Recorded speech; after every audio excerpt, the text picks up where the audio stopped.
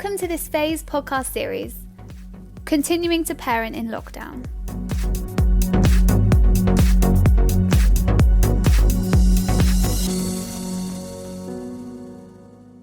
Hello and welcome to our very first episode of this podcast. I'm joined today by Hannah.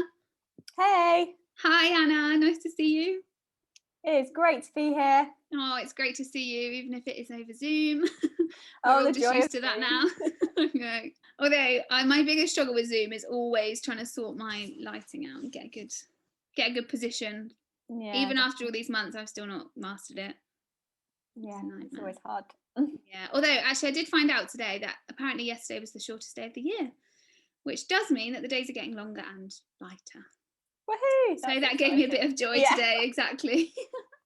Summer is around the corner. Yay! Love it. Well, I'm Emily and this is Hannah. We both work for Phase in Hitchin. And this is the first of 3 short podcasts where we're going to discuss some of the challenges for people, particularly for parents, during this pandemic and headed into the new year. And we sent out a survey to parents a few months ago just to gain an understanding of where they were at and what the biggest challenges were for them. And we want to use this space as an opportunity to just discuss some of those topics. Great, and you've chatted to a few different parents, haven't you, Emily, about some of these areas. So Kirsty, who's a parent of 3, Nicholas, who's an amazing advocate for positive mental health and wellbeing, and Donna, who used to be part of the Phase team as the support and interventions lead and also has a background working in mental health. Yeah, exactly. Looking forward to hearing from them. And one of the biggest standout things that came from that survey was a huge proportion of parents said that change and uncertainty was the biggest challenge to their well-being moving forward. Yeah, I definitely 100% agree with that. Like, that's been one of the biggest challenges for me. I think I'm someone who loves certainty, loves control, like loves knowing what's happening.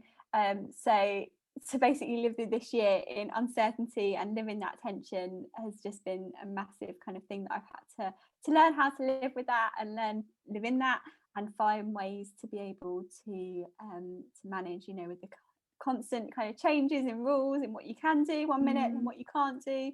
And so, yeah, it's definitely something that I've had to learn how to manage and live in. Yeah, exactly. And I think it'd be great for us to hear from Kirsty and Nicholas and Donna and about their experience.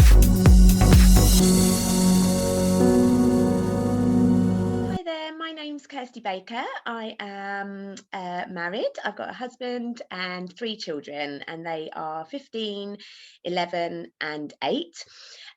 So yeah, lockdown has been interesting. The first big one that we had, obviously all the kids were home and we were having to do schoolwork at home, and my husband was also working from home, so that was quite a difference to how we normally roll. But the older 2 were able to get on with their schoolwork quite well, and I was just helping the little one a bit more with hers, so it was okay. But as everyone found, I'm sure, it was just hard to keep the kids motivated some days and just find stuff for them to do. But other than that, the little one we've just had has obviously been a bit different because the kids were back at school, and although there was a little patch where my oldest was home because he had to isolate, having been near someone who had COVID at his school, so that one went really quickly actually, and that was a bit slower pace for me, and almost quite nice for me actually, because some of my jobs stopped, and normally I do a bit of cleaning in the week, and I've got a couple of shifts at a shop, so just a sales assistant there, so that part closed, but I managed to still do my cleaning. So yeah, it was a bit slower pace, that one. It's quite nice.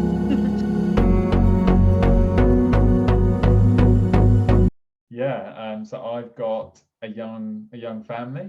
I've got a 5-year-old and a 7-year-old. I've been working from home since March, so working remotely, and I live in Hitchin in Hertfordshire. I guess my lockdown experience, maybe unlike other people's, has broadly been pretty good. I guess I'm one of the fortunate ones that I've got to spend time with my children and be involved in their life in a more meaningful way than could ever have been possible pre-COVID. So, you know, being able to do the school run, contribute with the homework, we're all having dinner together, we're getting quality time together. So whilst I wouldn't have wished for COVID to happen, I'm a big believer in making the best of the situation and controlling the controllables. And you know, I can't control the fact COVID's here, but I can control how I'm responding to it and how I'm trying to make the best of it.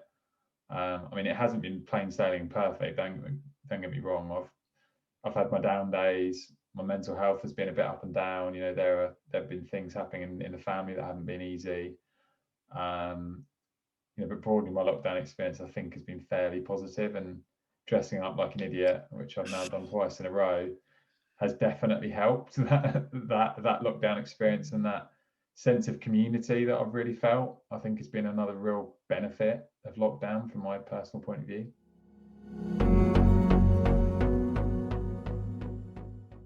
I at the moment, I'm a full-time mum, and I'm at home with a 3-year-old daughter and my husband, who works in a school. So yeah, I guess for us, my day-to-day life hasn't been actually too much impacted by lockdowns. We've been really lucky in that sense. I've not had work to try and figure out, you know, we've all been in good health and stuff. So yeah, so there's a lot to be thankful for in that. But I guess the effects that we've seen have been a bit more in what we've been unable to do. So some of the plans that we had for the year, and you know, everyone's had this experience to some extent, you know, there's been limitations with this. A lot of stuff we've had to cancel. My plan was to go back to work this year, which I've not been able to do. So the job that I had in mind didn't work out.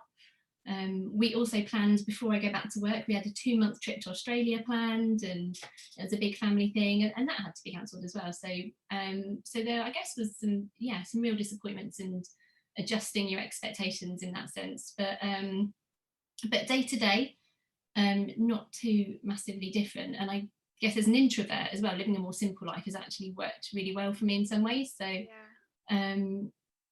but what I have noticed lately, though, is actually the cumulative effect of the little everyday things that have actually become a bit harder. So not having people to help out with childcare, or just family who can sort of chip in and give you days off, take you know, do the impromptu taking my daughter out for a bit to give us a bit of time to ourselves, or just some of that socializing, which sometimes just gives you that that unwinding and stuff, which is sometimes a good way of coping with stuff. So we've not had that, and I think over time, and I've been talking to a lot of other people lately as well, you know, that gets really exhausting and tiring, and especially for this lockdown, I think I've been really tired, because it's been quite different to the previous lockdown for me. Last time there was nothing really that needed to be done apart from, you know, trying to look after everyone in the house and trying to entertain a 3-year-old, which can be very tiring, but it's also quite joyous at times. And but this time, I think for this lockdown, there were a lot more expectations of a normal level of productivity resuming, and that's felt difficult. You know, after everything else being cancelled this year, I signed up to start a course in September, and I've had to do that, and I've had voluntary stuff going on, and those things just still had to continue. And once again, I didn't have childcare to help out with that stuff. So there's been a lot to actually juggle, and I think suddenly life has felt quite busy, but without some of the downtime that we'd normally have. So yeah, that's my experience. Like I said, there's a lot to be thankful for, but I think I'm noticing, talking to lots of different people, like, yeah, there's just a feeling of real exhaustion, and I think we're all valid in like feeling that and having our own experiences, because yeah, we've all experienced it in such different ways. It's like a global experience, but we actually feel it in such different ways, don't we?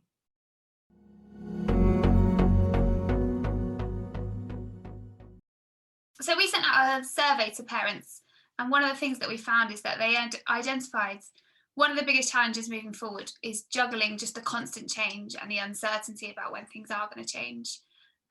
So what strategies would you use to manage change and uncertainty?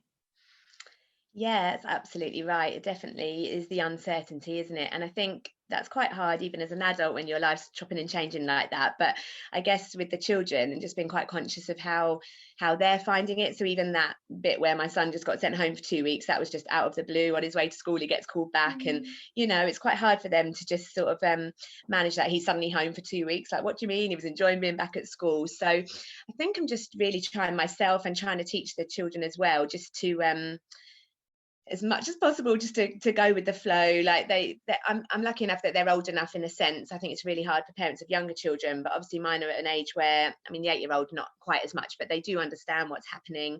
That obviously brings its own challenges as well, because they can worry about that, but I think they do understand to an extent what is going on. And I'm just trying to say to them, look, we just have to go with, you know, whatever we're told. The government announcements come out, and you know, we go by those rules. So as much as it is hard to keep chopping changing, this is what it is for now. Let's go with that. We know that for this amount of weeks, and then when we hear anything different, we'll sort of go with that. But yeah, just trying as much as possible, which is not always in my nature actually. So it has taught me that, definitely, to just be a bit more flexible and yeah, just get creative with ways that we can still see people and still trying to get them, you know, in contact with their friends and everything. It is so great they're back at school. I think that has massively helped.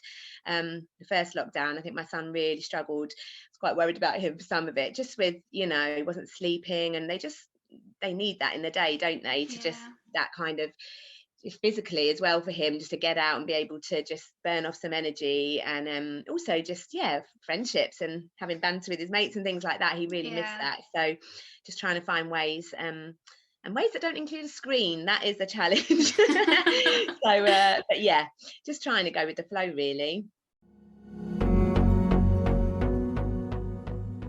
That's a great question. I think for me, change and uncertainty is a fact of life, but it's also something that I've had to face into quite a lot in my career. So the role I do is full of dynamic change, uncertainty, ambiguity, things that I can't always predict. And I think it's important for me with, you know, young children, that they understand that change is going to happen. I think one of the first strategies I always use is just trying to accept it. Change won't always be good, it won't always be bad, but the one certainty is it's going to happen. So yeah, some of the other strategies I use for managing change, I guess, are trying to live in the here and now where you can. So I struggle with anxiety, and I'm quite public about that. And one of the kind of side effects of anxiety, for anyone that also struggles with it, is that your mind can get ahead very quickly. Absolutely. And it can take you down paths that can feel pretty calamitous. And you know, I guess because of that experience, I've had to force myself to try and bring it back to the here and now. So, you know, try and live in the here and now. Try not to think too far ahead, or certainly don't worry about what's coming when you think about change or uncertainty. But equally, you know, plan for it. So. And what does that look like, living in the here and now? How do you do that? How do I do that? I try and I journal every night. So every night I try and like reflect on the day, and that helps me, where I can, try and practice a bit of gratitude, because I think being grateful for what you've got is a really easy but often overlooked way of living in the here and now. Definitely. I think it's, you know, trying to enjoy the times you've got. So again, with my children, I've tried to live in the here and now by enjoying the world through their eyes. Children don't think about the past or the future, it's all about the present. So I think being a parent allows me naturally to live a bit more in that way. I think there's other things that people talk a lot about, things like meditation, and you know, sometimes you think, oh, it really is that? But I've meditated for quite a few years now, and when you get into the swing of it, the ability of just breathing and recognizing a breath and actually like enjoying it, that's a real grounder in terms of just putting yourself back into your own body. Because again, your mind can take you all sorts of places. You know, you can daydream, you can be sat on a conference call looking out the window. Taking a breath can really do a lot for you to think, okay, let's put my mind back in my own body.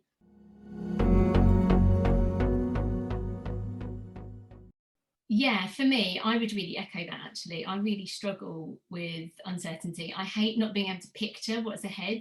And that for me is something that really triggers anxiety. So, and that's a big thing right now, isn't it? None of us knows what next year is going to look like. And for us as a family, there's some big potential changes on the horizon for us. But due to the pandemic situation, we can't guarantee any timescales. So that sort of, it leaves us in a bit of a limbo, I guess, and unable to plan for it, feeling a bit helpless. And I hate feeling like that. I think control is a biggie when it comes to change, isn't it? Because control gives us a sense of safety, and And normally we live in this sort of illusion that we have control over what's happening in our lives, but of course the reality is there's very little we have control over, and change is always inevitable. But when things are actually changing, what we start to do is to notice the things that we have no control over, and we overly focus on those things, and that's what leads to the anxiety, I think. And also in this situation, we've not only got the big uncertainties of the future, but we've also got the fact that those everyday boundaries just keep shifting, and that's also really unsettling. So, and the goalposts keep moving as well, don't they? You kind of think, oh, by this point we'll be at this point, and then it all shifts again. Yeah, and that shifting, it just it really affects how stable and how safe you feel, isn't it? In an emotional sense. So for me, I have to keep bringing it back to things that I can control. So things like keeping a routine, taking one day or 1 week at a time, and setting myself small, simple goals. Rather than doing my plan for the next year, I'm bringing it right back to just one week at a time. Yeah. And I've also changed the way that I set some of those goals and those to-do lists now. So rather than listing out all the things that I think I should do or achieve, which may or may not work out, instead I started asking myself, how do I want to be today or this week? Like, how do I want to show up, and what do I want to feel? And those kind of questions, I think that helps me to focus on my well-being, and it also keeps a focus on the here and now as well, which is really key. So I've done a lot of reading and practice around mindfulness, and I've found that so helpful in the past, because anything that, for me, any little practices that help ground me in the present moment, it stops my mind wandering off to worrying about the future, or dwelling and ruminating on all the stuff that I haven't been able to do and what that might mean for me. Any little practices, mindful meditations, or just kind of using my senses or breath to draw myself back into the present moment, doing that kind of stuff really helps to ground me and help me feel a bit safer. And to just focus on that. It's quite a countercultural idea, but that shift from constantly doing, to being and accepting this present moment. And that's definitely an opportunity that I think has come out of this pandemic, and one that I think can help us navigate the uncertainties when we make that shift to a focus on being.